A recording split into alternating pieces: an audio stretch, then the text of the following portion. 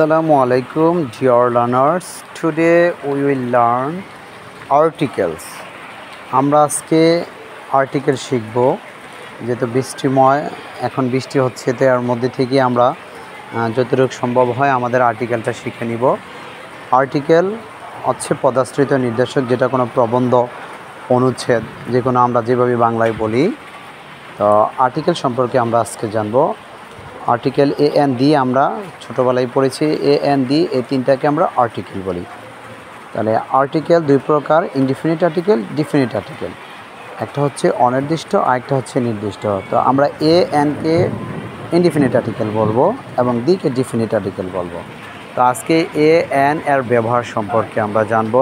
সাধারণত vowel A E I O U যদি হয় তাহলে তার পূর্বে আমরা এন বসাবো, আর কনসোনেন্টের পূর্বে এ বসাবো।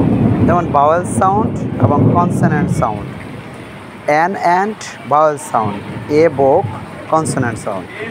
এন দেখছো আমরা an egg, an ink, an orange, an umbrella.